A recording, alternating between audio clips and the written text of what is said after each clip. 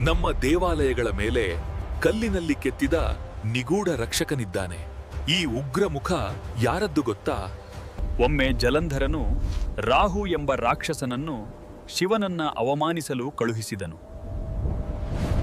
ಶಿವನು ರಾಹುವಿನ ಅಹಂಕಾರಿ ಮಾತುಗಳನ್ನು ಕೇಳಿದಾಗ ಅವನ ಕೋಪವು ಬೆಂಕಿಯಂತೆ ಉರಿಯಿತು ಮತ್ತು ಆ ಕ್ರೋಧದಿಂದ ಕೀರ್ತಿಮುಖ ಎಂಬ ದೈತ್ಯನು ಜನಿಸಿದನು. ಶಿವನು ಕೀರ್ತಿಮುಖನಿಗೆ ರಾಹುವಿನ ಅಹಂಕಾರವನ್ನು ನುಂಗಿ ಅವನನ್ನು ನಾಶ ಮಾಡಲು ಆಜ್ಞಾಪಿಸಿದನು. ಆದರೆ ರಾಹು ಭಯಭೀತನಾಗಿ ಶಿವನಲ್ಲಿ ಕ್ಷಮೆಯಾಚಿಸಿದನು. ಶಿವನು ರಾಹುವನ್ನ ಕ್ಷಮಿಸಿದನು.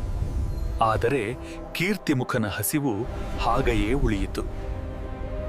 ಶಿವನು ಹೇಳಿದನು, ನಿನಗೆ ತಿನ್ನಲು ಏನೂ ಉಳಿದಿಲ್ಲವಾದ್ದರಿಂದ ನೀನು ನಿನ್ನನ್ನೇ ತಿನ್ನಬೇಕು.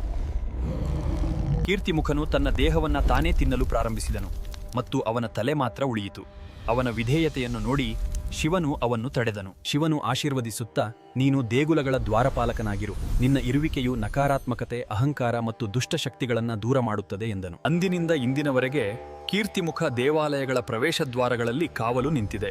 ನಕಾರಾತ್ಮಕತೆ ಮತ್ತು ಅಹಂಕಾರವನ್ನು ನಿವಾರಿಸುತ್ತದೆ. ಇಂತಹ ಇನ್ನಷ್ಟು ಆಸಕ್ತಿದಾಯಕ ಸಂಗತಿಗಳಿಗಾಗಿ IG ಅಕಾಡೆಮಿ ಪುಟವನ್ನ ಫಾಲೋ ಮಾಡಿ.